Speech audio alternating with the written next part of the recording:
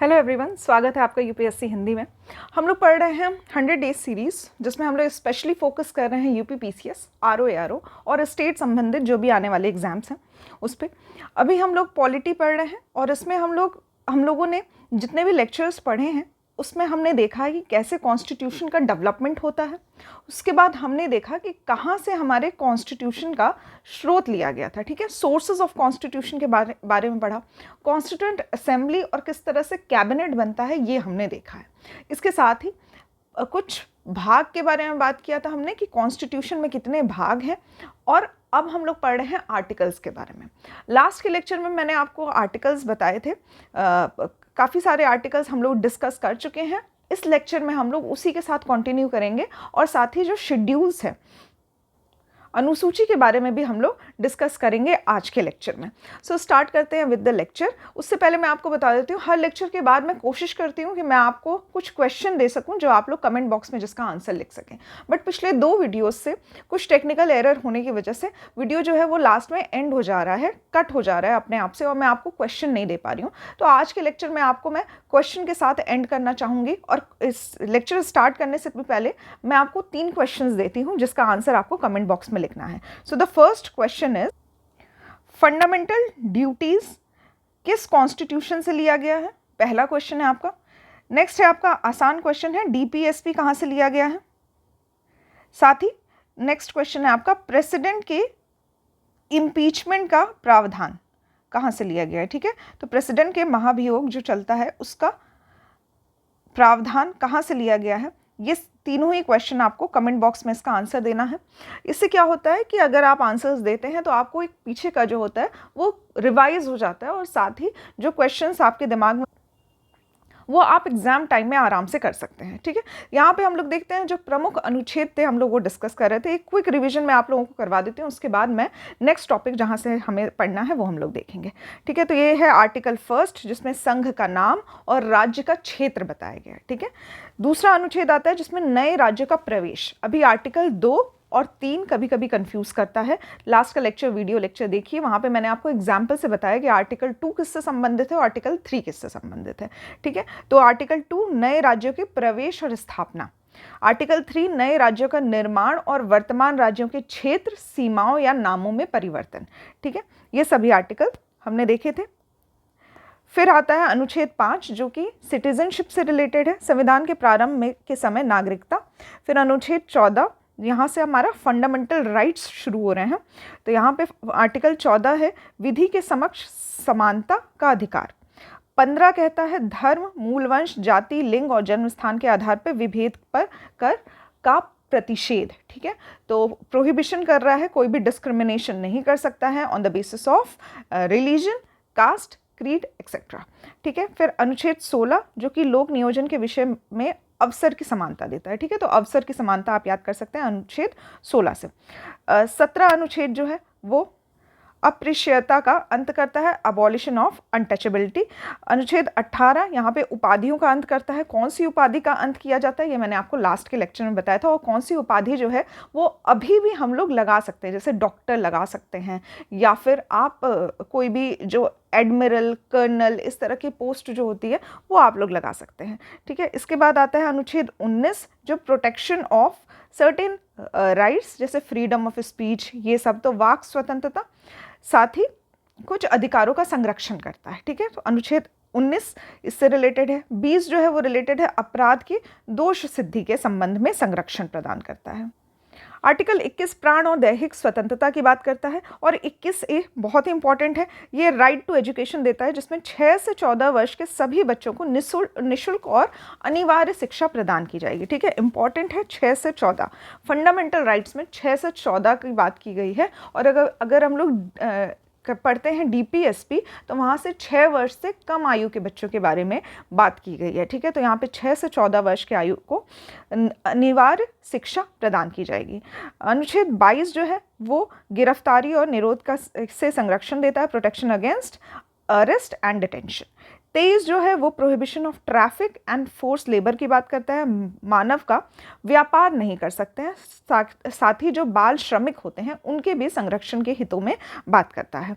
24 भी इसी का एक्सटेंशन है जिसमें कारखानों में बालकों के जो कार्य होते हैं उस पर निषेध किया गया है, prohibition of employment of children in factory. फिर अनुच्छेद 25 जिसमें हम लोग फ्रीडम के बारे में बात करते हैं रिलीजन से रिलेटेड, ठीक है। तो कोई भी फ्रीडम ऑफ कॉन्शियसनेस, कोई भी रिलीजन आप प्रैक्टिस कर सकते हैं और उसको प्रोपोगेट कर सकते हैं, ठीक है, फ्री में, कोई आप एक्स्ट्रा चार्ज नहीं कर सकते। ये आर्टिकल 25 है और फंडामेंटल राइट्स हम लोग डिटेल में पढ़ने वाले हैं। तो यहाँ पे अगर आपको कोई भी फंडामेंटल राइट्स नहीं समझ में आ रहा है, उसके क्लॉज से रिलेटेड कोई भी प्रॉब्लम लग रही है, तो वो हम सभी आर्टिकल्स को डिटेल में पढ़ेंगे। यहाँ पे आपको ये समझाया इसलिए जा रहा है क्योंकि इससे रिलेटेड डायरेक्ट क्वेश्चन पूछे जाते हैं एग्जाम्स में। तो वो सभी क्वेश्चंस आपके दिमाग में एक बार के लिए फीड हो जाएंगे कि कहाँ पे आपको कौन से आर्टिकल में कौन सी बात कही गई है। जैसे आर्टिकल 23, 24, 25 अगर हम लोग यहाँ भी पढ़ रहे हैं और उसके बाद इसको सेपरेट मैं फंडामेंटल राइट्स में भी पढ़ाऊंगी, तो ये सारी चीज़ें आपको याद हो जाएगी इसी पर्टिकुलर क्लास में। क्लास का जो महत्व होता है और जो मोटिव होता है वो यही होता है कि जब अगर आपको वीडियो लेक्चर के माध्यम से क्लास पढ़ाई जा रही है तो यहाँ पे आपको ये समझाया जाए कि क्लास में ही आप बहुत सारी चीज़ें याद कर लें, ठीक है। क्लास के साथ ही बहुत सारी चीज़ें याद हो जाए तो आपको उसके लिए एक्स्ट्रा एफर्ट नहीं करना पड़ेगा, आपको बस एक रिवीजन करना पड़ेगा जो आप अपने सेल्फ स्टडी में करेंगे, ठीक है। तो वीडियो के माध्यम से अगर आपको याद हो जा रही है चीज़ें तो ये एक उपलब्धि होगी हमारी भी और आपकी भी। इसके बाद आता है अनुच्छेद 29 जिसमें अल्पसंख्यक वर्गों के हितों के संरक्षण की बात की गई है, माइनॉरिटीज़ की। फिर अनुच्छेद 32 जिसमें संवैधानिक उपचारों का अधिकार दिया गया है, रेमेडीज़ की बात की गई है, साथ ही कुछ रिट्स प्रदान किए गए हैं। रिट्स के बारे में भी एक प्रॉपर क्लास ली जाएगी आपकी, यहाँ पे बस नाम याद कर लीजिए कि इस तरह की कुछ बातें की गई है अनुच्छेद 32 में। फिर आता है आर्टिकल 39 जिसमें राज्य द्वारा कुछ नीति निर्देशक तत्व के बारे में बात की गई है, DPSP का ही पार्ट है ये 39। उसके बाद आता है 39A जिसमें equal justice and free legal aid की बात की गई है, निःशुल्क विधिक सहायता प्रदान की जाएगी, साथ ही सबको न्याय मिलेगा। आर्टिकल 40 बहुत इंपॉर्टेंट है क्योंकि इसमें विलेज पंचायत, ग्राम पंचायत की बात की गई है। 41 इसमें right to work in education and public assistance की बात की गई है, तो काम, शिक्षा, लोक सहायता पाने का अधिकार के बारे में बात किया गया है। फिर आता है 43B जिसमें सहकारी समितियों के बारे में बात की गई है। 44 इंपॉर्टेंट है, यूनिफॉर्म सिविल कोड की बात की गई है, काफ़ी बहस हुई है इस बारे में भी, रिसेंट की न्यूज़ है। आर्टिकल 44 आपके दिमाग में अच्छे से होना चाहिए, सेट होना चाहिए। फिर आता है आर्टिकल 45 जिसमें 6 वर्ष से कम आयु के बच्चों के बाल्यावस्था की देखभाल और शिक्षा का प्रावधान है, ठीक है। तो जैसे मैंने आपको बताया फंडामेंटल राइट्स में 6 से 14 तक की अनिवार्य शिक्षा की बात की जाती है और 6 से कम वर्ष के आयु के लिए जो देखभाल की बात की गई है वो DPSP में कहा गया है, ठीक है। फिर आता है DPSP का फुल फॉर्म है directive principles of state policy, ठीक है। तो कोई भी स्टेट पॉलिसी जो बनाई जाती है वो डायरेक्टिव प्रिंसिपल्स, इसके लिए कुछ दिशा निर्देश दिए गए हैं जिसको ध्यान में रख के कोई भी स्टेट पॉलिसी बनाई जाती है, ठीक है। ये एनफोर्सिएबल टू लॉ नहीं है, मतलब आप इसको लेके सुप्रीम कोर्ट या हाई कोर्ट नहीं जा सकते हैं कि हमें तो ये संविधान में अधिकार मिला है कि हमें 6 वर्ष से कम के आयु में या फिर कुछ दिशाओं में राइट टू वर्क या एजुकेशन की बात की गई है तो हमें ये मिलना चाहिए, ठीक है। आप इसको लेके कोर्ट में नहीं जा सकते हैं, ये प्रावधान दिए गए हैं कि इसको ध्यान में रख के स्टेट की पॉलिसीज़ होनी चाहिए। लेकिन अगर फंडामेंटल राइट्स का कहीं भी वॉल्यूशन होता है तो आप लोग डायरेक्ट कोर्ट में जा सकते हैं, आप बता सकते हैं कि हमारे फंडामेंटल राइट्स का अधिकार हमको नहीं दिया जा रहा है, तो वहाँ पर आप कोर्ट जो है वो एक्शन लेगी और आपके अपने जो अधिकार हैं वो आपको मिलेंगे, ठीक है। तो यहाँ पे ये जो डिफरेंस है DPSP और फंडामेंटल राइट्स, ये भी हम लोग डिटेल में पढ़ेंगे। उसके बाद आता है 48A, इंपॉर्टेंट है क्योंकि इसमें पर्यावरण के संरक्षण की बात की गई है, फॉरेस्ट एंड वाइल्ड लाइफ की बात की गई है। कभी भी पर्यावरण से रिलेटेड या फिर कोई भी आप मेंस का क्वेश्चन लिख रहे हैं तो अगर आप आर्टिकल 48A का मेंशन कर देते हैं तो आपका एक वैल्यू एडिशन हो जाता है क्वेश्चन में, ठीक है। आपका क्वेश्चन और प्रभावी हो जाता है उस टाइम पे। आर्टिकल 48, अभी ये 48A की बात की गई है जिसमें प्रोटेक्शन ऑफ एनवायरनमेंट की बात कर रहा है। अगर सिर्फ 48 की बात की जाए तो उसमें एग्रीकल्चर और एनिमल हस्बेंड्री की बात की गई है, ठीक है, पशुपालन की बात की गई है। फिर आर्टिकल 49 में जो नेशनल इंपॉर्टेंस के लिए जो मॉन्यूमेंट्स हैं उनके संरक्षण की बात की गई है। आर्टिकल 50, तो यहाँ पे जुडिशरी और एग्जीक्यूटिव के सेपरेशन की बात की गई है। आर्टिकल 51, इसमें promotion of internal peace and security की बात की गई है। यहाँ पे हमारा जो DPSP है वो ख़त्म हो जाता है। उसके बाद आता है 51A जिसमें मूल कर्तव्य, फंडामेंटल ड्यूटीज़ की बात कही गई है। फिर आता है अनुच्छेद 52, यहाँ भारत के राष्ट्रपति यानी कि यूनियन की जो नियुक्तियां हैं उनके बारे में चर्चा की गई है, उनके बारे में प्रावधान दिए गए हैं। तो आर्टिकल 52 भारत के राष्ट्रपति, 55 जो है वो रिलेटेड है प्रेसिडेंट के इलेक्शन पद्धति से रिलेटेड। आर्टिकल 57 इस पे भी क्वेश्चन पूछे गए हैं, तो री इलेक्शन की एलिजिबिलिटी पूछी गई है।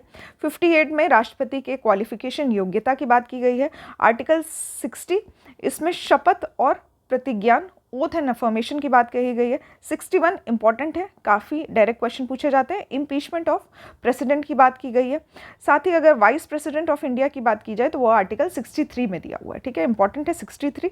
फिर आर्टिकल 64 में वाइस प्रेसिडेंट राज्यसभा का चेयरमैन होगा, ठीक है, ऐसी बात की गई है।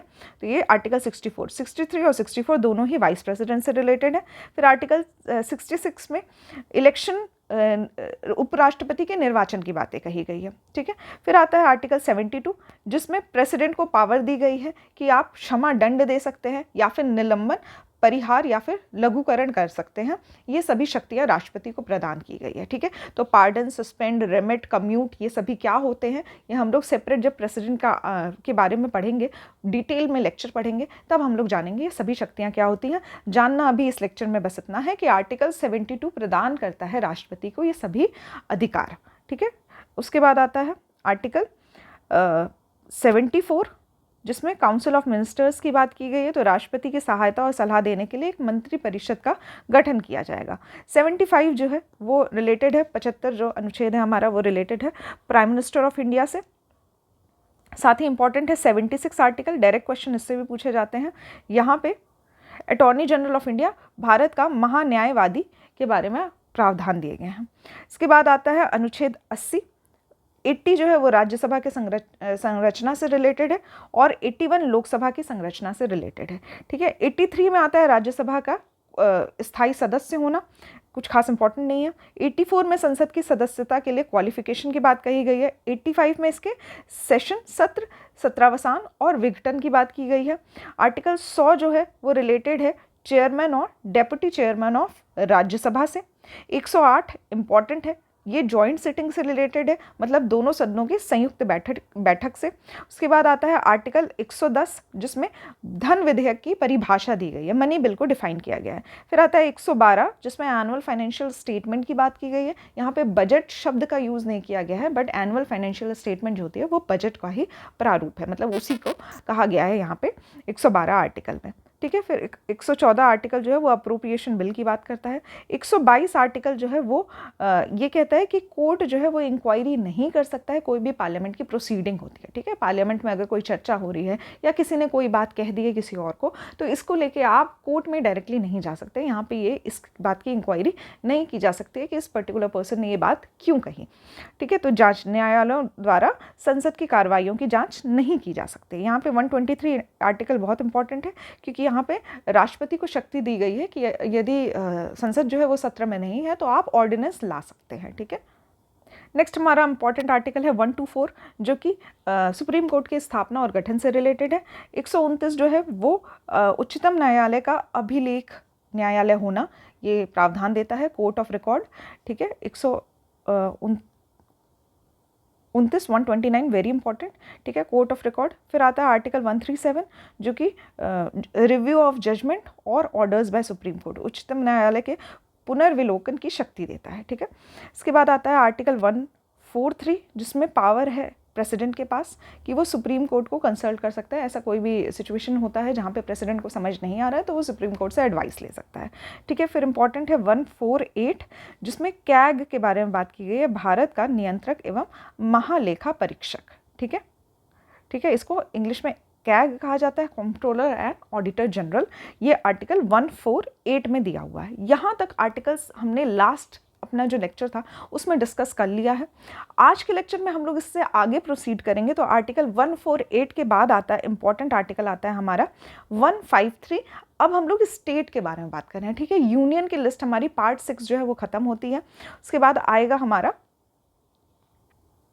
पार्ट 6, मतलब पार्ट 5 जो है वो ख़त्म हो रहा है। यहाँ पे यूनियन की सभी चीज़ें जो नियुक्ति हैं वो ख़त्म हो गई हैं। अब हम लोग स्टेट की नियुक्तियों के बारे में पढ़ेंगे। तो सबसे पहला इंपॉर्टेंट आर्टिकल है आर्टिकल 153 जिसमें गवर्नर किसी स्टेट का एक गवर्नर होगा, इसके बारे में क्या प्रावधान होंगे, कैसे गवर्नर की नियुक्ति की जाएगी, कैसे इलेक्शन होंगे, ये सभी प्रावधान जो है वो आर्टिकल 153 में दिया हुआ है। ठीक है, 155 में अपॉइंटमेंट ऑफ गवर्नर के बारे में बात की गई है, मतलब 153 में कहा गया है कि स्टेट का एक गवर्नर होगा।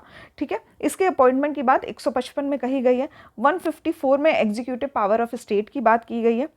161 में, ठीक है, यहाँ पे 161 में जो राज्यपाल की शक्तियाँ हैं क्षमा दंड से रिलेटेड, किसी दंड को क्षमा करने से रिलेटेड, ये सभी जो हैं निलंबन, परिहार, लघुकरण, ये सभी 161 आर्टिकल में दिया हुआ है। ठीक है, फिर आता है नेक्स्ट 162 आर्टिकल, जिसमें राज्य की कार्यपालिका शक्ति का विस्तार के बारे में बात की गई है। फिर 164 आता है, जिसमें राज्यपाल द्वारा मुख्यमंत्री की नियुक्ति की जाएगी और मुख्यमंत्री की सलाह पर अन्य मंत्रियों की नियुक्ति की जाएगी। ठीक है, तो 164 आर्टिकल्स जो है वो चीफ मिनिस्टर के नियुक्ति से रिलेटेड है। ठीक है, किसी भी स्टेट के चीफ मिनिस्टर की नियुक्ति। इससे पहले 163 आर्टिकल जो है वो काउंसिल ऑफ मिनिस्टर्स की नियुक्ति से रिलेटेड है। काउंसिल ऑफ मिनिस्टर्स जो कि सलाह देंगे गवर्नर को कोई भी कार्य करने से पहले। ठीक है, तो यहाँ पे council of minister to aid and advise the governor, ऐसा कहा गया है 163 में। 164 में चीफ मिनिस्टर की बात की गई है। 165 में स्टेट एडवोकेट जनरल, राज्य का महाधिवक्ता के बारे में बात की गई है। ये भी डायरेक्ट क्वेश्चन पूछे जाते हैं, तो 164 आर्टिकल आपको याद होना चाहिए। नेक्स्ट हमारा आर्टिकल है आर्टिकल 169, जिसमें राज्यों में विधान परिषद का उत्साधन या सृजन की बात की गई है। ठीक है, तो या तो अबॉलिशन करेंगे या फिर क्रिएशन करेंगे लेजिस्लेटिव काउंसिल इन स्टेट्स। ठीक है, किसी भी स्टेट के लेजिस्लेटिव काउंसिल का अबॉलिशन और क्रिएशन की बात की गई है। 174 आर्टिकल, इसमें राज्यपाल द्वारा राज्य विधानसभा के समय समय पर सत्र बुलाने, उसका सत्रावसान तथा विधानसभा को विघटित करने का अधिकार जो है वो राज्यपाल को दिया गया है। ठीक है, तो सेशन बुलाना किसी भी स्टेट लेजिस्लेचर का, प्रोरोगेशन करना और डिसॉल्व करना, ये सभी अधिकार राज्यपाल के पास दिए गए हैं 174 आर्टिकल में। फिर आता है आर्टिकल 200, जिसमें राज्यपाल द्वारा विधेयकों पर अनुमति देना या फिर अनुमति रोक लेना या फिर राष्ट्रपति के विचार के लिए संरक्षित कर लेना, ये अधिकार आर्टिकल 200 में दिया गया है। ठीक है, राज्यपाल के पास अधिकार है कि यदि कोई उसके पास बिल आता है तो वो चाहे तो उसमें अनुमति दे या फिर उसमें उस पे अनुमति जो दी गई है उसको रोक ले या फिर उसको सुझाव के लिए राष्ट्रपति के पास प्रेजेंट करे। ठीक है, तो एसेंट टू बिल से रिलेटेड बातें जो है वो आर्टिकल 200 में कही गई है। नेक्स्ट आता है आर्टिकल 201, जिसमें राष्ट्रपति के विचार के लिए आरक्षित विधेयक जो सभी बिल रिजर्व कर दिए जाते हैं प्रेसिडेंट के असेंट के लिए या फिर कंसीडरेशन के लिए, उस बिल के लिए उस बिल से रिलेटेड प्रावधान जो है वो 201 में दिया हुआ है। इम्पॉर्टेंट है 213, यहाँ पे विधानमंडल के विश्रांतिक काल। ठीक है, तो अगर सेशन में नहीं है लेजिस्लेटिव काउंसिल या लेजिस्लेटिव जो लेजिस्लेचर है स्टेट का, तो उस टाइम पे राज्यपाल अध्यादेश जारी कर सकता है। ठीक है, तो गवर्नर के ऑर्डिनेंस से रिलेटेड जो आर्टिकल दिया हुआ है वो है आर्टिकल 213। ये भी डायरेक्ट क्वेश्चन पूछा जाता है, तो 213 याद कर सकते हैं आप लोग। प्रेसिडेंट के पास भी ऑर्डिनेंस की पावर है जो है 1, 2, 3। ठीक है, तो यहाँ पे 1, 2, 3 और 213, 1, 2, 3 और 213, ये आप लोग याद कर सकते हैं। बस डिजिट्स को इधर उधर करना है, दोनों ही में 1, 2 और 3 डिजिट्स आ रहे हैं। ठीक है, तो इसको याद करने का जो भी तरीका आप यूज़ कर सकते हैं आप कर सकते हैं। बस याद होना चाहिए कि प्रेसिडेंट के ऑर्डिनेंस की पावर दी गई है 1, 2, 3 में, और राज्यपाल जो गवर्नर हैं उनके ऑर्डिनेंस की पावर दी गई है 213 में। उसके बाद आता है हमारा नेक्स्ट आर्टिकल 214, जिसमें राज्यों के लिए उच्चतम न्यायालय का गठन किया जाएगा। हाई कोर्ट के बारे में कुछ प्रावधान दिए गए हैं 214 में, इम्पॉर्टेंट आर्टिकल है। और उच्च न्यायालय भी कोर्ट ऑफ रिकॉर्ड होगा। ठीक है, ऐसी बात कही गई है अनुच्छेद 215 में। ठीक है, तो 214 रिलेटेड है हाई कोर्ट से, 215 कोर्ट ऑफ रिकॉर्ड होने से। 216 में उच्च न्यायालय के गठन, कॉन्स्टिट्यूशन की बात की गई है, किस तरह से जजेस का प्रावधान दिया गया है और किस तरह से हाई कोर्ट का गठन किया जाएगा, इन सब से रिलेटेड प्रावधान 216 में दिए गए हैं। साथ ही जजेस ऑफ हाई कोर्ट की नियुक्ति और उनके पद की शर्त जो है वो 217 में दिया हुआ है। ठीक है, फिर आता है 219, जिसमें उच्च न्यायालय के न्यायाधीशों द्वारा शपथ, ओथ एंड अफर्मेशन की बात की गई है। 226 आर्टिकल जो है इम्पॉर्टेंट आर्टिकल है, इसमें उच्च न्यायालय के पास जो रिट्स निकालने की शक्ति है, ठीक है, ये इसका प्रावधान जो है 226 में दिया गया है, ठीक है। तो एक तो सुप्रीम कोर्ट के पास रिट्स की शक्ति है, जिसकी चर्चा हम लोगों ने आर्टिकल 32 में किया था, और अब हम लोग 226 पढ़ रहे हैं जिसमें हाई कोर्ट के पास रिट्स जारी करने की शक्ति है। 226 आर्टिकल वेरी इंपॉर्टेंट है, याद कर सकते हैं आप। फिर है 231 आर्टिकल, जिसमें 2 या अधिक राज्यों के लिए एक ही उच्चतम न्यायालय की स्थापना की जाएगी, establishment of high court for 2 और मोर स्टेट्स। ये भी डायरेक्ट क्वेश्चन पूछा जाता है, तो आप याद कर सकते हैं 231। उसके बाद आता है 233, जिसमें डिस्ट्रिक्ट जज की बात की गई है। फिर आता है 239, जिसमें राज्य क्षेत्र के प्रशासन है, यूनियन टेरिटरी से रिलेटेड बातें की गई है, इसमें पुदुचेरी और JNK के बारे में डिस्कशन किया गया है 239 में, ठीक है, इंपॉर्टेंट है 239। इसके बाद आता है 239 क यानी कि 239 AA इंग्लिश में लिखा जाएगा, 239 AA, ठीक है।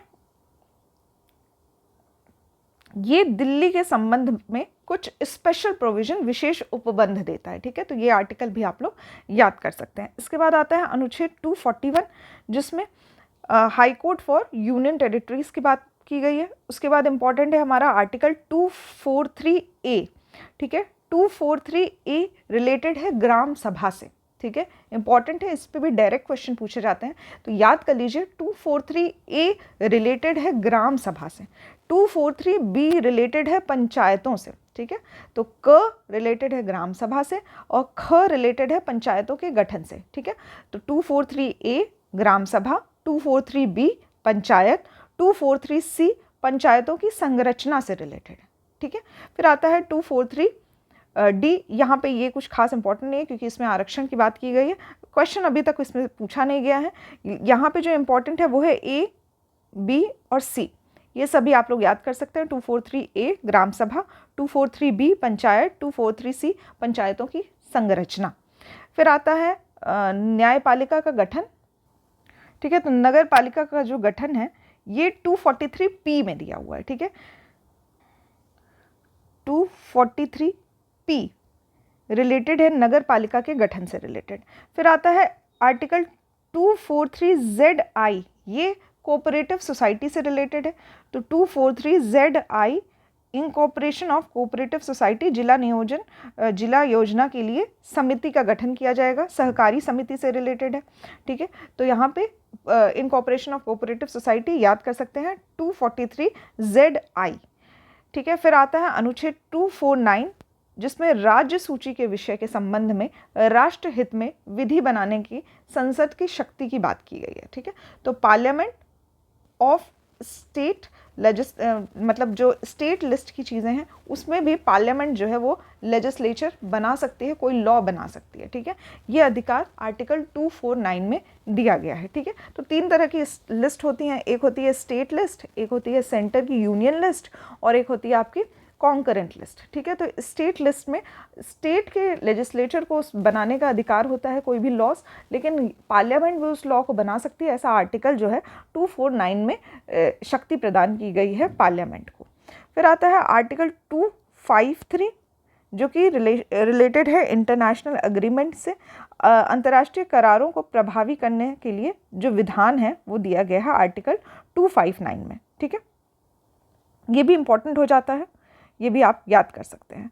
फिर आता है आर्टिकल 262, जो कि अंतर्राज्यीय नदियों या नदी के जलों से संबंधित जो विवाद होते हैं, इस dispute related to water disputes जो होते हैं उनके लिए प्रावधान आर्टिकल 262 में दिया गया है। आर्टिकल 263 जो है वो अंतर राज्य परिषद के संबंध में उपबंध है, ठीक है, तो इंटर स्टेट काउंसिल जो है वो आर्टिकल 263 है, ठीक है, ये इंपॉर्टेंट है, ये भी डायरेक्ट क्वेश्चन पूछा जाता है कि इंटर स्टेट काउंसिल का आर्टिकल कौन सा है, तो आर्टिकल 263 रिलेटेड है। क्या होती है इंटर स्टेट काउंसिल, ये हम लोग जब आर्टिकल्स पढ़ेंगे इसके बारे में डिटेल में पढ़ेंगे तो हम लोग जानेंगे इंटर स्टेट काउंसिल क्या होती है, किस तरह से प्रावधान इसमें दिए गए हैं। यहाँ पे बस हमें याद करना है कि आर्टिकल 263 रिलेटेड है अंतर राज्य परिषद से संबंधित है, ठीक है। फिर आता है आर्टिकल 267, जिसमें भारत के आकस्मिक निधि की बात की गई है, ठीक है, कंटिंजेंसी फंड, ठीक है, इंग्लिश में कहा जाता है कंटिंजेंसी फंड। डायरेक्ट क्वेश्चन पूछा जाता है, याद कर लीजिए आर्टिकल 267 रिलेटेड है कंटिंजेंसी फंड से। 280 ये फाइनेंस कमीशन वित्त आयोग से संबंधित है, ये भी डायरेक्ट क्वेश्चन पूछा जाता है, आर्टिकल 280 वित्त आयोग। इसके बाद आता है अनुच्छेद 300A 300 क, जो कि विधि के प्राधिकरण के बिना व्यक्तियों को संपत्ति से वंचित ना किया जाए, ऐसा कहा गया है आर्टिकल 300A में।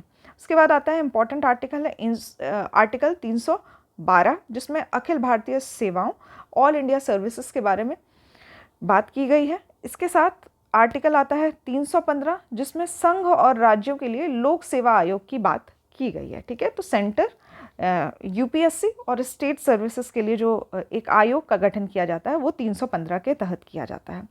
324 में निर्वाचन के अधीक्षक निदेशक मतलब इलेक्शन कमीशन के बारे में और इलेक्शन से रिलेटेड बातें जो है वो 324 आर्टिकल से स्टार्ट की जाती है। ठीक है, आर्टिकल 324 रिलेटेड है इलेक्शन पद्धति से।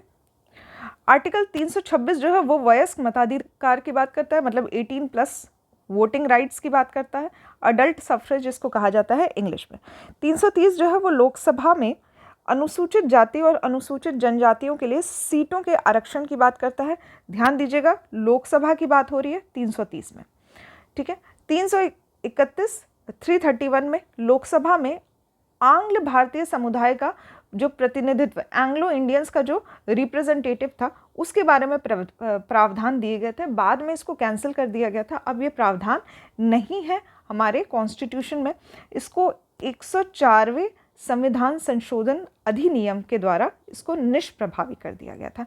इम्पॉर्टेंट है, इसको याद कर लीजिए क्योंकि इससे भी डायरेक्ट क्वेश्चन पूछे जाते हैं। यहाँ पे 104वें संविधान संशोधन अधिनियम 2019 के द्वारा इसको निष्प्रभावी कर दिया गया था। ठीक है, इसके साथ ही ये जो आर्टिकल 331 है इसमें लोकसभा में एंग्लो इंडियन रिप्रेजेंटेटिव की बात की गई है। इसके साथ ही 333 में राज्यों के विधानसभा में एंग्लो इंडियन समुदाय के प्रतिनिधित्व की बात की गई थी। इसको भी 104वें संविधान संशोधन 2019 के द्वारा इसको भी निष्प्रभावी कर दिया गया। तो अब ना इंडियन पार्लियामेंट मतलब पार्लियामेंट के द्वारा यहाँ पे लोकसभा और स्टेट लेजिस्लेचर दोनों में ही जो एंग्लो इंडियन का रिप्रेजेंटेशन था इसको खत्म कर दिया गया है। नेक्स्ट आर्टिकल है आर्टिकल 332, जिसमें राज्यों के विधानसभाओं में अनुसूचित जाति और जनजातियों के लिए स्थानों का आरक्षण किया गया है। ठीक है, तो reservation of seats of SC and ST in state legislature. ठीक है, ये आर्टिकल 332 में प्रावधान दिए गए हैं। आर्टिकल 333 मैंने आपको बता दिया है, एंग्लो इंडियन का रिप्रेजेंटेशन की बात की गई थी, इसमें रिजर्वेशन दिया गया था, लेकिन उसको समाप्त कर दिया गया है 104वें संविधान संशोधन अधिनियम 2019 के द्वारा। फिर आता है इंपॉर्टेंट आर्टिकल है आर्टिकल 338, आर्टिकल 338 जो कि राष्ट्रीय अनुसूचित जाति आयोग से संबंधित है, national commission of schedule caste से रिलेटेड है, NCST इसको शॉर्ट में याद कर सकते हैं आप। आर्टिकल 338 इस पे भी डायरेक्ट क्वेश्चन पूछे जाते हैं, तो इस आर्टिकल को याद कर लीजिए। It is related to article 338 is related to NCSC। ठीक है, फिर है आर्टिकल 338 का मतलब इसके साथ A लिखा जाए तो ये रिलेटेड है राष्ट्रीय अनुसूचित जनजाति आयोग। ठीक है, national commission for scheduled tribe से रिलेटेड है आर्टिकल 338A। फिर आता है 338 ख, 338B अगर लिखा जाए तो ये पिछड़े वर्गों के लिए राष्ट्रीय आयोग के प्रावधान के बारे में बताता है, तो national commission of backward class ये रिलेटेड है 338B से। ठीक है, तो यहाँ पे तीनों ही आर्टिकल काफ़ी इंपॉर्टेंट है, 338, 338A और B। उसके बाद आता है 340 आर्टिकल, जिसमें पिछड़े वर्गों की दशाओं के अन्वेषण के लिए आयोग की नियुक्ति की गई है। ठीक है, फिर आता है इंपॉर्टेंट आर्टिकल 343, जिसमें संघ की राजभाषा हिंदी और लिपि देवनागरी घोषित की गई है। ठीक है, तो ऑफिशियल लैंग्वेजेस के बारे में जो प्रावधान है वो दिया गया है आर्टिकल 343 में। ये भी क्वेश्चंस डायरेक्टली पूछे जाते हैं, तो ये भी आप याद कर सकते हैं। इसके बाद राजभाषा आयोग लैंग्वेज कमीशन के बारे में 344 आर्टिकल में दिया गया है। आर्टिकल 350A जो है वो प्राथमिक स्तर पर मातृभाषा में शिक्षा की सुविधाएं प्रदान करता है, आर्टिकल 350A। 350B जो है वो भाषाई अल्पसंख्यक वर्गों के लिए विशेष प्राधिकारी प्रदान करता है। इसके बाद आता है इमरजेंसी, नेशनल इमरजेंसी, राष्ट्रीय आपात की घोषणा, युद्ध या बाह्य आक्रमण या फिर सशस्त्र विद्रोह की स्थिति में। 3 स्थितियां यहाँ बताई गई है, युद्ध, बाह्य आक्रमण और सशस्त्र विद्रोह।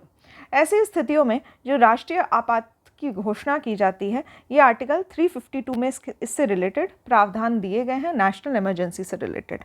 इसके बाद आता है आर्टिकल 356, जिसमें राज्यों के संवैधानिक तंत्र के विफल हो जाने की दशा में उपबंध दिए गए हैं। कॉन्स्टिट्यूशनल फेलियर ऑफ स्टेट के बारे में बात की गई है आर्टिकल 356 में। इसके बाद नेक्स्ट आर्टिकल है अनुच्छेद 360, जिसमें वित्तीय आपातकाल घोषित करने के प्रावधान दिए गए हैं, फाइनेंशियल इमरजेंसी। अब ये सभी इमरजेंसी क्या है, इससे रिलेटेड कैसे प्रावधान होते हैं, कंडीशंस क्या होती हैं, ये सभी हम लोग डिटेल में डिस्कस करेंगे। यहाँ पे मैं आपको एक्स्ट्रा इन्फॉर्मेशन इसलिए नहीं दे रही हूँ, जैसे यहाँ पे मैं दे सकती हूँ कि फाइनेंशियल इमरजेंसी कभी भी इंडिया में नहीं लगाई गई है अब तक। नेशनल इमरजेंसी कब लगाई गई है, कहाँ पर पहली बार लगाई गई थी, ये सभी इन्फॉर्मेशन मैं यहाँ पर एक्स्ट्रा इसलिए नहीं दे रही हूँ बिकॉज यहाँ पर आपको सिर्फ आर्टिकल और उससे संबंधित चीज़ें याद करनी है, सिर्फ आर्टिकल पता होना चाहिए। आगे डिटेल में हम लोग जब इसको पढ़ेंगे तो वहाँ पे मैं आपको सभी जानकारियाँ प्रदान करूँगी जो भी कंपटीशन में पूछे जाते हैं या फिर क्वेश्चन जिस तरह से पूछे जाते हैं उनके बारे में। नेक्स्ट इंपॉर्टेंट आर्टिकल है आर्टिकल 368, जिसमें कॉन्स्टिट्यूशनल अमेंडमेंट, संसद की संविधान की संशोधन करने की जो शक्ति है वो प्रदान की गई है आर्टिकल 368 के द्वारा। ठीक है, यहाँ पे ख़त्म होता है हमारे सभी इंपॉर्टेंट आर्टिकल्स जो हम लोगों को बस एक वन गो में पढ़ना था। मतलब एक बार आपको पता होना चाहिए कि ये पर्टिकुलर आर्टिकल इस पर्टिकुलर प्रावधान से संबंधित है और इसको याद कर लीजिए। जितना आर्टिकल मैंने आपको बताया वो सभी आप याद कर लीजिए, बार बार उसको रिवाइज करिए। वीडियो अगर कहीं पे समझ नहीं आ रहा है तो पॉज करिए, रिवाइंड करके देखिए, या फिर उसको जब भी आपको समय मिले तो आप खुद से भी पढ़ने की कोशिश करिए। तो यहाँ पे ये आर्टिकल्स आप लोग याद कर सकते हैं। इसके बाद जो डिटेल में इसके बारे में इससे रिलेटेड जो भी जानकारियाँ होंगी वो आपको प्रदान की जाएंगी। नेक्स्ट हमारा इंपॉर्टेंट टॉपिक जो आज हम लोग पढ़ेंगे वो है अनुसूचियाँ, शेड्यूल्स। ठीक है, तो भारत के जो मूल संविधान है उसमें 8 अनुसूची हुआ करती थी। ठीक है, लेकिन अगर वर्तमान समय की बात की जाए इसमें 8 से ज़्यादा बढ़ के यह 12 अनुसूचियां हैं। इसको इंग्लिश में शेड्यूल्स कहा जाता है। ठीक है, तो करेंटली 12 शेड्यूल्स हैं हमारे इंडियन कॉन्स्टिट्यूशन में। एक एक शेड्यूल याद होने चाहिए क्योंकि इससे भी डायरेक्ट क्वेश्चन आपके बनते हैं कि कौन सा शेड्यूल किससे रिलेटेड है, और ये वन लाइनर क्वेश्चन काफ़ी अच्छा और इम्पॉर्टेंट हो सकता है और आपको जो भी मार्क्स मिलने हैं वो आसान से मिल सकते हैं क्योंकि 12 ही अनुसूचियाँ और 12 ही आपको याद करनी है। ठीक है, तो अगर ये आपको याद हो जाता है तो एटलीस्ट वन लाइनर क्वेश्चन आप लोग ईजिली सॉल्व कर सकते हैं।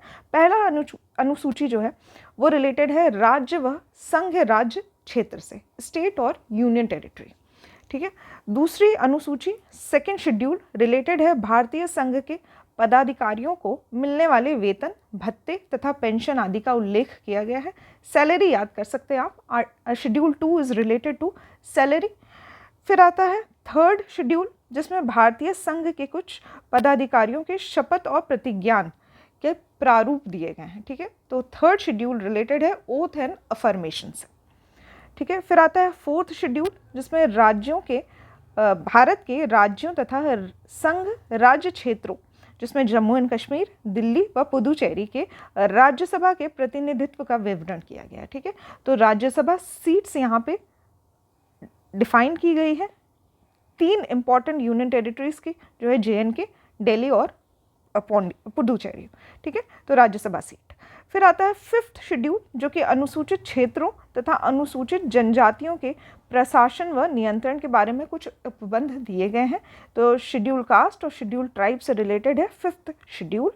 फिफ्थ अनुसूची के अधीन जनजाति भूमि का खनन के लिए निजी पक्षकारों को अंतरण अकृत और शून्य घोषित किया जा सकता है। ठीक है, तो यहाँ पे ये ठीक है, तो कभी कभी ऐसा होता है कि कोई क्षेत्र जो होता है वो रिजर्व्ड होता है शेड्यूल ट्राइब्स के, कोई जनजाति जो है वो उस क्षेत्र में रहती है तो उसमें कोई खनन की क्रिया हो रही है या फिर कोई डेवलपमेंट के लिए कोई प्रोजेक्ट बनाए जा रहे हैं तो उसमें किस तरह के प्रावधान होंगे उससे रिलेटेड चीज़ें दी हुई है शेड्यूल 5 में। फिर आता है शेड्यूल 6 जिसमें क्लियरली मेंशन है असम, मेघालय, त्रिपुरा और मिजोरम। ठीक है, याद कर सकते हैं AM TM कोई भी निमोनिक बना सकते हैं जो भी आपको समझ में आए, यहाँ पे जो भी आपको आसानी से याद हो जाए। यहाँ पे असम है, ए से असम, एम से मेघालय, फिर टी से त्रिपुरा और मिज़ोरम। ठीक है, यहाँ पे कंफ्यूज नहीं होना है, मणिपुर इसमें मेंशन नहीं है। असम, मेघालय, त्रिपुरा और मिज़ोरम, इन 4 राज्यों के जनजातीय क्षेत्रों के प्रशासन के बारे में प्रावधान दिए गए हैं शेड्यूल 6 में। फिर आता है 7th शेड्यूल, जो कि केंद्र व राज्यों के बीच शक्तियों के विभाजन के बारे में बताता है, और इसमें 3 सूचियों का वर्णन किया गया है। पहला है संघ सूची, यूनियन, राज्य और समवर्ती सूची। ठीक है, तो यूनियन, स्टेट और कॉन्करेंट लिस्ट के बारे में बात की गई है, जिसमें जो यूनियन लिस्ट है इसमें वर्तमान की गणना मैं आपको बता रही हूँ। अर्लियर कौन से कितने प्रावधान हुआ करते थे जब इनिशियल लेवल पे बना था, उसको याद करने के बजाय जो वर्तमान स्थिति है बस उतना ही याद रखिए। तो यूनियन लिस्ट जो है उसमें 98 सब्जेक्ट्स हैं। ठीक है, तो इसमें कुल 98 सब्जेक्ट है, जिसपे कानून बनाने का अधिकार केवल संघ को दिया गया है। सेंटर ही इसमें कानून बना सकती है। नेक्स्ट है हमारी राज्य सूची, जिसमें वर्तमान में 59 सब्जेक्ट हैं। पहले 66 विषय हुआ करते थे, अभी सिर्फ 59 है। ठीक है, जिन पे कानून राज्य द्वारा बनाए जाते हैं। ठीक है, तो ये है सेंट्रल लिस्ट, यूनियन लिस्ट और स्टेट लिस्ट। इसमें कितने सब्जेक्ट्स आते हैं, ये अक्सर match the following type question या फिर ऑब्जेक्टिव टाइप क्वेश्चन अक्सर आपसे पूछ लिया जाता है। तो यूनियन लिस्ट और सेंट्रल स्टेट लिस्ट के जो सब्जेक्ट्स हैं वो आपको याद होने चाहिए। उसके बाद आता है समवर्ती सूची, जिसमें कुल 47 विषय हुआ करते थे, वर्तमान में इसको बढ़ा के 52 कर दिए गए हैं। ठीक है, तो 98, 59, 52 ये सब्जेक्ट्स जो हैं तीनों, यूनियन, स्टेट, कॉन्करेंट, ये सभी आपको याद होने चाहिए। ठीक है, नाउ ये जो 52 सब्जेक्ट्स हैं समवर्ती सूची में, इसमें कानून बनाने का अधिकार संघ और राज्य दोनों को ही है। ठीक है, इसके बाद आता है कौन सी राज्य सूची के विषय, इंपॉर्टेंट विषय मैं आपको बता देती हूँ। पुलिस, लोक स्वास्थ्य, स्वच्छता,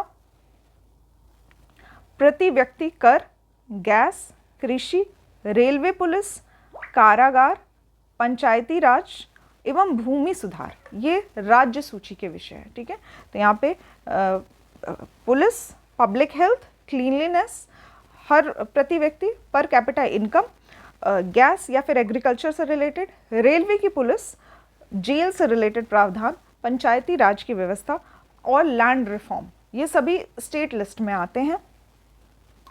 नेक्स्ट, रेडियो और टेलीविज़न, शेयर बाजार, डाकघर, पोस्ट ऑफिस, बचत बैंक, जनगणना, बैंकिंग, बीमा, रक्षा, रेलवे एवं निगम, ये सब संघ सूची के विषय हैं।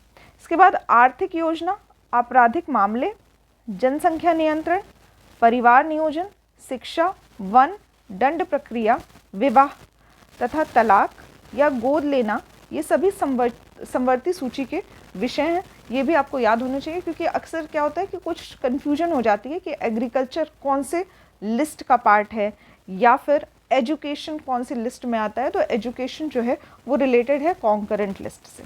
ठीक है, ठीक है, तो यहाँ पे जो ये इम्पॉर्टेंट सब्जेक्ट्स हैं, जैसे मैरिज या फिर डाइवोर्स या फिर गोद लेने की प्रक्रिया या फिर जनसंख्या नियंत्रण इम्पॉर्टेंट है, ये सभी कॉन्करेंट लिस्ट में आते हैं। जो संघ की सूची है उसमें कौन से सब्जेक्ट्स आते हैं ये भी आप लोग यहाँ से देख सकते हैं। ठीक है, रिवाइज कर सकते हैं एक बार। फिर उसके बाद इम्पॉर्टेंट है हमारी 8th शेड्यूल, जिसमें भारतीय संविधान द्वारा वर्तमान में मान्यता प्राप्त 22 भाषाओं का उल्लेख किया गया है। ठीक है, तो ऑफिशियल लैंग्वेज से रिलेटेड है 8वीं अनुसूची। इसमें कुछ इम्पॉर्टेंट कॉन्स्टिट्यूशनल अमेंडमेंट्स किए गए थे, उसके बारे में हम लोग देख लेते हैं। तो सबसे पहले 1967 में 21st कॉन्स्टिट्यूशनल अमेंडमेंट होता है, जिसके द्वारा सिंधी लैंग्वेज जो है वो ऐड की जाती है। ठीक है, तो मूलतः अगर संविधान की बात की जाए तो उसमें 14 लैंग्वेज हुआ करती थी। बाद में धीरे धीरे कॉन्स्टिट्यूशनल अमेंडमेंट के साथ साथ कई लैंग्वेजेस को ऐड किया गया, जिसमें सबसे पहला आता है 1967 का 21st कॉन्स्टिट्यूशनल अमेंडमेंट, जिसमें सिंधी ऐड किया गया था। उसके बाद 1992 में 71st कॉन्स्टिट्यूशनल अमेंडमेंट के द्वारा 3 लैंग्वेज ऐड की गई थी, कोंकणी, नेपाली और मणिपुरी। ठीक है, जिसे KNM याद कर सकते हैं आप। अभी इस साल का UPSC 2024 का जो क्वेश्चन है उसमें भी इसके बारे में पूछा गया है, ठीक है, क्वेश्चन, डायरेक्ट क्वेश्चन इस पे पूछा गया था, तो याद कर सकते हैं आप लोग। 1992 का 71st कॉन्स्टिट्यूशनल अमेंडमेंट, जिसमें 3 लैंग्वेज जोड़ी गई है। शॉर्ट फॉर्म याद कर सकते हैं आप, KNM, ठीक है, कोंकणी, नेपाली और मणिपुरी।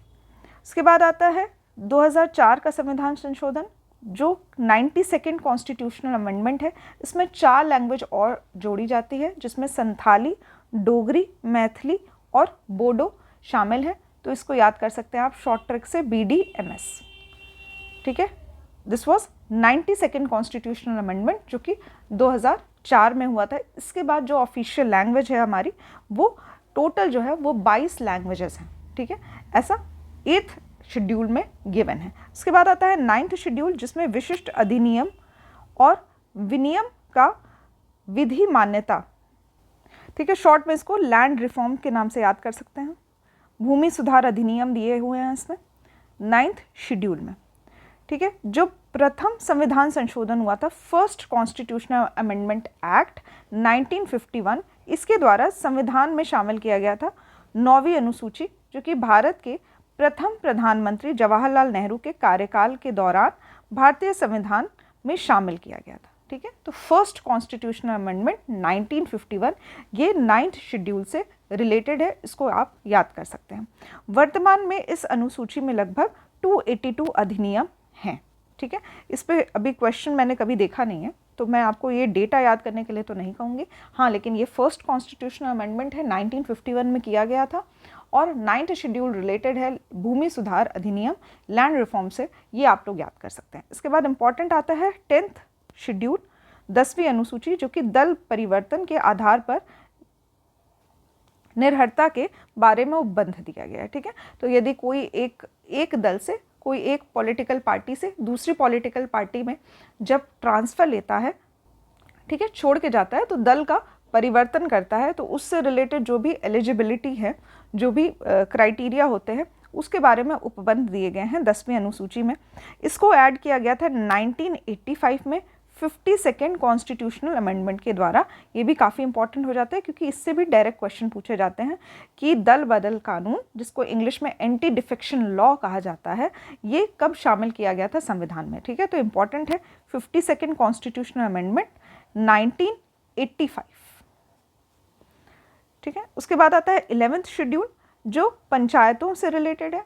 पंचायतों से रिलेटेड जो भी प्रोविज़न है वो इसमें दिए गए हैं, ठीक है। इसको संविधान में जोड़ा गया था 1992 में 73rd कॉन्स्टिट्यूशनल अमेंडमेंट के द्वारा, और इस अनुसूची में पंचायती राज से संबंधित 29 विषय है, ठीक है। इंपॉर्टेंट है ये भी, क्योंकि 29 सब्जेक्ट्स हैं। ये भी डायरेक्ट क्वेश्चन पूछे जाते हैं कि पंचायती राज में कितने सब्जेक्ट्स हैं, इतने विषय पे जो है लॉ बनाने के अधिकार दिए गए हैं पंचायतों को। और ये किस कॉन्स्टिट्यूशनल अमेंडमेंट के द्वारा जोड़ा गया था, तो 1992 में 73rd कॉन्स्टिट्यूशनल अमेंडमेंट के द्वारा 11th शेड्यूल को ऐड किया गया था। इसके बाद आता है 12th शेड्यूल, जो कि 74th कॉन्स्टिट्यूशनल अमेंडमेंट, उसी वर्ष 1992 में ही 74th कॉन्स्टिट्यूशनल अमेंडमेंट के द्वारा नगर पालिका से रिलेटेड प्रोविजंस जो थे वो 12th शेड्यूल में जोड़े गए थे, ठीक है। तो 12वीं अनुसूची रिलेटेड है नगर पालिका के अधिकार, प्राधिकार और दायित्व आदि से संबंधित है, जिसको जोड़ा गया था 74th कॉन्स्टिट्यूशनल अमेंडमेंट एक्ट 1992 के द्वारा, और इसमें 18 विषय हैं, ठीक है। तो देख सकते हैं पंचायतों में 29 विषय हैं, और जो नगर पालिका है, म्यूनिसिपैलिटी है, इसमें 18 विषय दिए गए हैं, ठीक है। तो ये जितने विषय हैं ये भी आप लोग याद कर सकते हैं, क्योंकि इस पर भी डायरेक्ट क्वेश्चन पूछे जाते हैं अक्सर। तो यहाँ पे एंड होता है, जितने भी सभी शेड्यूल्स हैं वो हमने पढ़ लिए हैं। अब मैं आपको एक शॉर्ट ट्रिक बताती हूँ, जिससे आप लोग शेड्यूल्स जो हैं वो हमेशा याद रख सकते हैं। तो यहाँ पे जो शॉर्ट ट्रिक है, ये अक्सर आपने देखा होगा और इसके बारे में पढ़ा होगा। इसको कहते हैं टीयर्स ऑफ, इंग्लिश में ही बता रही हूँ मैं आपको, टीयर्स ऑफ ओल्ड PM, ठीक है, याद कर सकते हैं आप, टीयर्स ऑफ ओल्ड PM, जिसमें हर शब्द जो है उसका कुछ अर्थ है। इसमें 12 वर्ड्स दिए गए हैं, 12 अल्फ़ाबेट्स हैं, सॉरी वर्ड्स नहीं, अल्फ़ाबेट्स। तो 12 अल्फ़ाबेट्स में हर अल्फ़ाबेट जो है वो रिलेटेड है किसी शेड्यूल से, ठीक है। तो पहला शेड्यूल जो है वो है रिलेटेड है पहला जो अल्फ़ाबेट है वो है टी, और ये रिलेटेड है टेरिटरी एंड स्टेट से, ठीक है। तो टी रिलेटेड है टेरिटरी एंड स्टेट से। नेक्स्ट है ई, जो कि रिलेटेड है इमोलुमेंट्स या फिर सैलरी, याद कर सकते हैं आप, ठीक है। तो ई जो है वो रिलेटेड है इमोलुमेंट्स से। फिर है ए, जिसमें ए जो है वो अफर्मेशन या फिर ओथ, जो शपथ ग्रहण से रिलेटेड है, थर्ड शेड्यूल। फिर आता है आर में राज्यसभा से रिलेटेड सीट्स के बारे में विवरण मिलता है। फिर आता है फिफ्थ शेड्यूल एस, जिसमें शेड्यूल एरिया और एडमिनिस्ट्रेशन किस तरह से होगा उसके बारे में चर्चा की गई है। इसके बाद सिक्स्थ शेड्यूल, जिसमें ओ लिखा हुआ है, ये अदर शेड्यूल्ड एरिया से रिलेटेड है। 4 मैंने आपको स्टेट्स बताए थे, असम, मेघालय, त्रिपुरा और मिजोरम, ठीक है। तो AMTM इसको भी आप याद कर सकते हैं, जिसमें नॉर्थ ईस्ट स्टेट्स की बात कर रहे हैं, बट मणिपुर इसमें शामिल नहीं है। यहाँ पे मेघालय है और मिजोरम है, ठीक है। फिर नेक्स्ट आता है हमारा 8th शेड्यूल, जिसमें ओ रिलेटेड है ऑफिशियल लैंग्वेज से। फिर एल रिलेटेड है लैंड रिफॉर्म से।